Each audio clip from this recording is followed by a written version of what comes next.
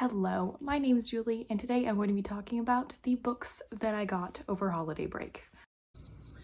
So, Christmas just came around, and so did the big Barnes & Noble 50% off hardcover sale, so I have just done a number on my bookshelf and my wallet. I had just read more books off of my physical TBR than I had acquired in the year, but now I have totally blown past that. So without any further ado, let's just talk about the books that I got. So my aunt has been getting into reading lately, so she got me some books off of my Goodreads list. First, she got me Know My Name by Chanel Miller. This is a memoir about her experience with sexual assault and the publicity that the case that she was involved in had. She was raped by Brock Turner.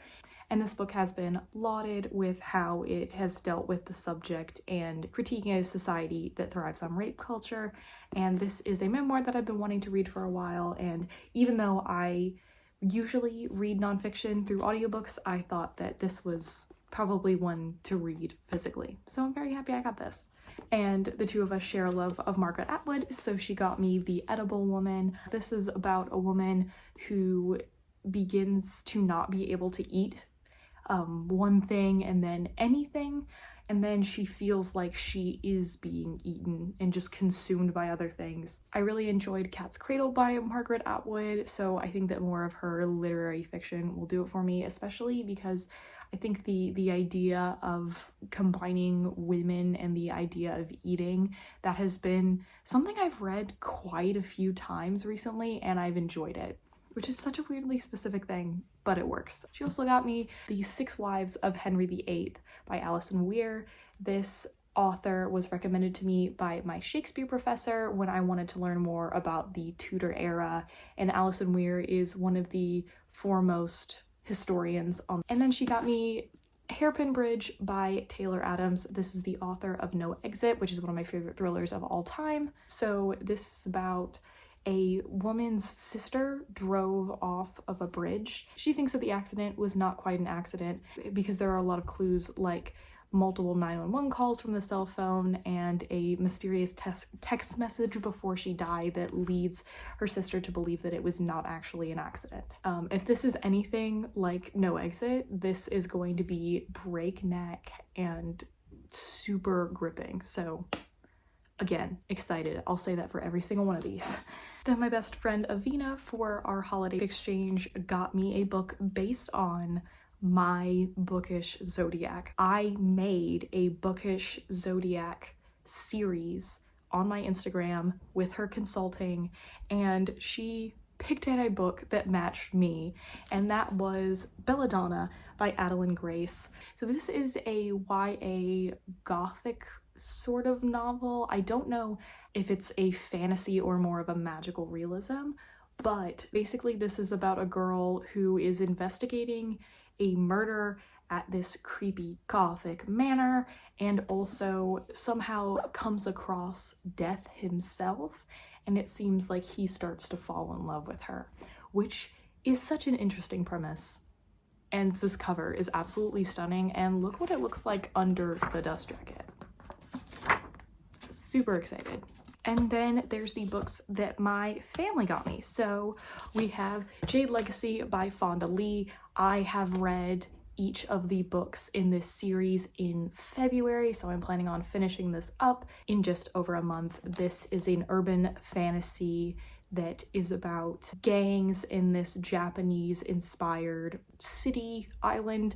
We follow a group of siblings who are the leaders of one of the gangs in power, and these gangs get power by accumulating jade, which is not only a precious gem, but also gives them magical powers that almost also act like a drug. This series has been so great. I've loved the world building and the characters, and I am ready to cry about this one. Yeah, after Fonda Lee nearly killed my favorite character in the last book, I'm not ready for this one. Very different from the last one is The End of Everything, Astrophysically Speaking by Katie Mack. I found out about this book and this physicist based on a Hosier song that references her. Katie Mack is a physicist who specializes in theorizing about how the universe will end. So this is a pretty short book that covers all of the different major theories. I have done research and presentations on this sort of thing, so I thought that this would be a fun physics book for me to get through sometime, and I'm hoping that this will be on my level of physics. A lot of the books that I've read that are science-based have either been like above my pay grade or way below. Then I got Beach Read by Emily Henry. This is the first of her adult rom-coms. She has her fourth coming out next year. I have read People We Met on Vacation and I own Book Lovers, so I needed to get my hands on this as well. This is about Gus and January, who are both writers. They are at the same beach for vacation, each wanting to write their novels, but they're both stuck, so they decide to try writing in each other's genres to sort of kickstart their writing and see who's the better writer. I do tend to like a little rivalry, a bet or a game sort of thing more than a traditional enemies to lovers, so I think I'm really gonna like this. I know that most people who either liked Beach Read or People We Meet on Vacation, but I'm still betting that I'm gonna like both. Then they got The Invisible Library by Genevieve Cogman. This is a fantasy about a library that is like a secret organization where they go to different realities to collect different works of fiction, and there's a specific book that they are looking for that they have to steal that has already been stolen by the time they get to the other London that they're trying to go to. This is giving me a little bit of a Darker Shade of Magic vibes, but with a library aspect, which I think would be super fun. Then, because I'm basic, I got It Ends With Us by Colleen Hoover. I have read a couple of her books and I have actually enjoyed them. They do tend to tug on my heartstrings, and I know that this is her most beloved title. So this is about our main character, Lily, who had a relationship with a homeless boy when she was a teenager, and then they were put out of each other's lives. And now that she's an adult, she's in a relationship with this guy named Ryle, and then the other guy shows up in her life, and it makes her question a lot of things about her life. I know that this has to do with abusive relationships and everything, so I'm prepared to be emotionally impacted one way or another by this. Then I got The Blood Mirror by Brent Weeks. Could these two books be any different?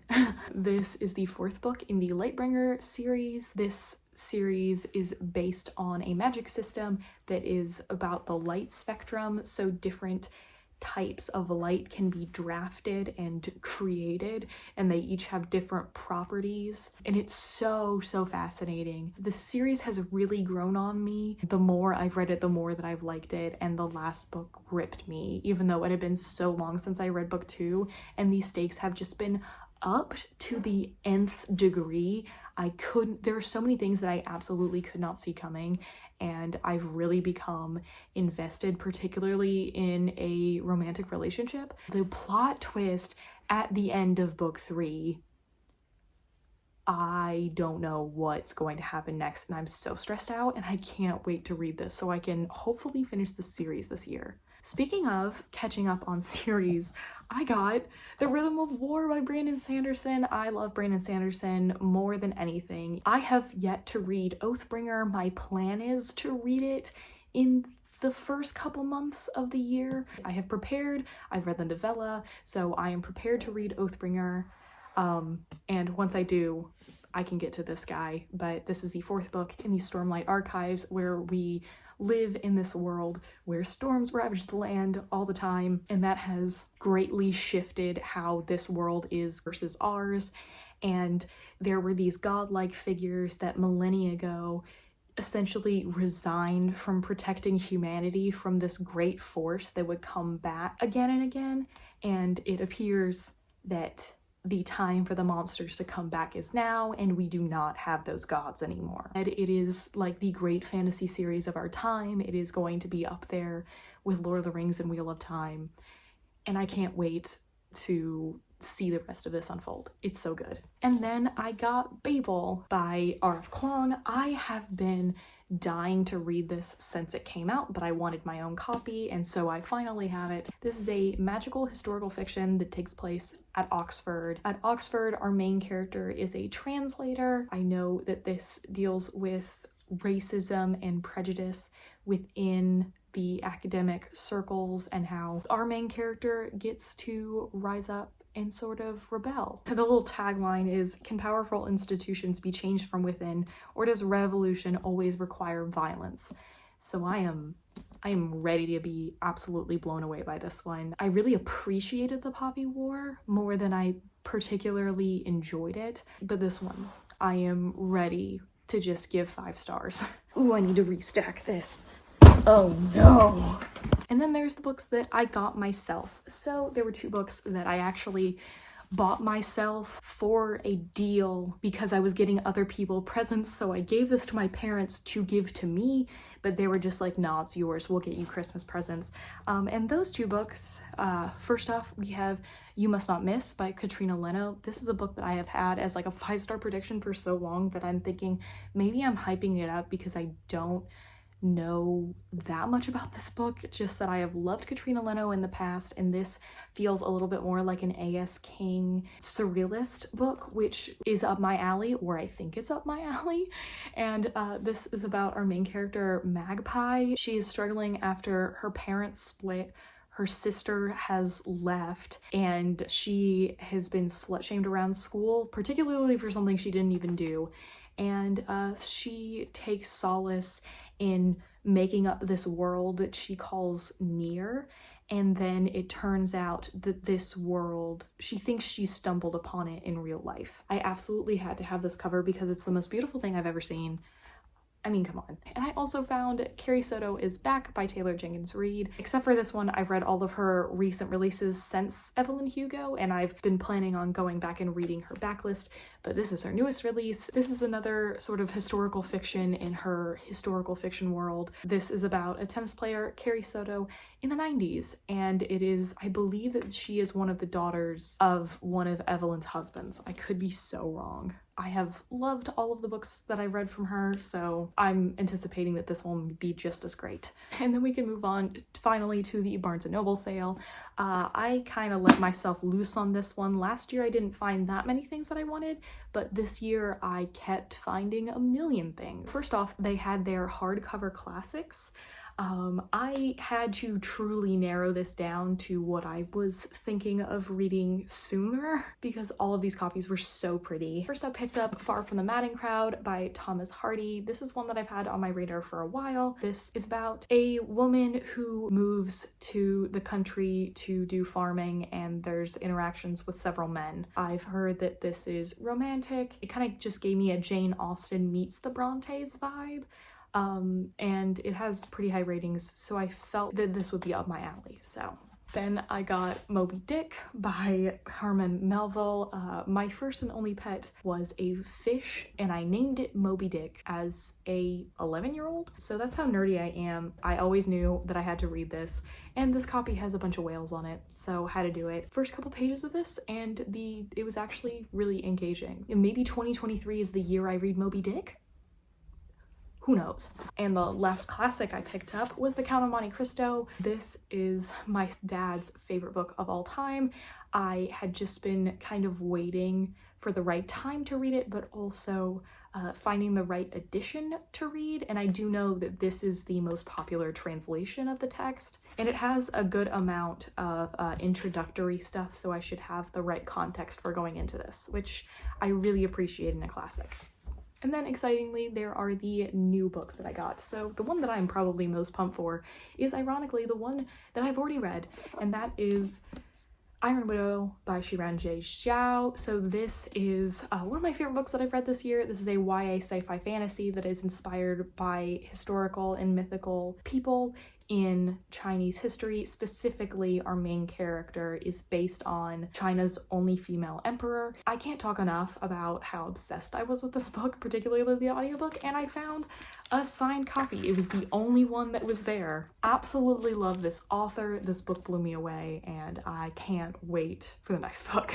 And I picked up Sally Rooney's Beautiful World, Where Are You? I read Normal People this year, which was also one of my favorite books of the year. I wasn't expecting to love it as much as I did. I thought it was just way overhyped. I was wrong. I enjoyed it just as much as everyone else thought I would. So this is about 4 friends who are getting older and their lives are changing, and it is them interacting with each other. It's just sort of contemporary real life stuff. Seeing how much I love Normal People, I have a really great chance of loving this as well. This book I picked up a little bit on a whim, and that is A Dowry of Blood by S.T. Gibson. I have had this on my radar for a while, but I wasn't thinking about it enough to buy it.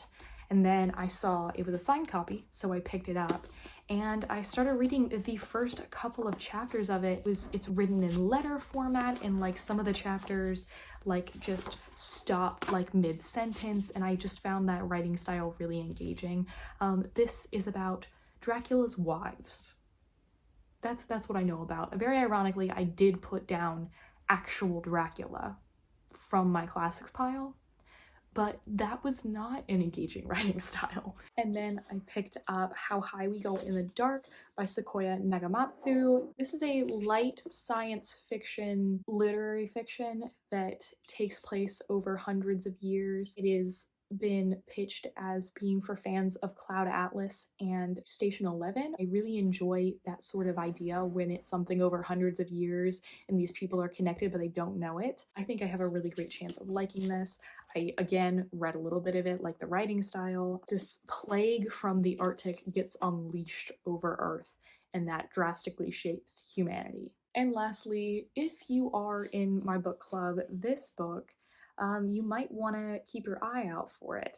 And that is Celeste Ng's Our Missing Heart. This is a literary fiction with a little bit of dystopia that I honestly don't even know that much about. I have just loved Celeste Ng's other books. I gave 5 stars to Everything I Never Told You and 4 to Little Fires Everywhere, and they're usually sort of slice of life characters to these of a group of connected people. Our main character, when he was younger, his mother, who is a famous poet, left them, and he now works at a university doing literature, and at the library he works at, that they're told to preserve American culture and they're not supposed to support Asian works. And his mother comes back into his life, and that sort of changes a lot of things. So I think that this could potentially actually be a pretty good read to go along with Babel. But I've heard really good things and I trust Celeste Ng, and I'm really excited to see her go into more of a speculative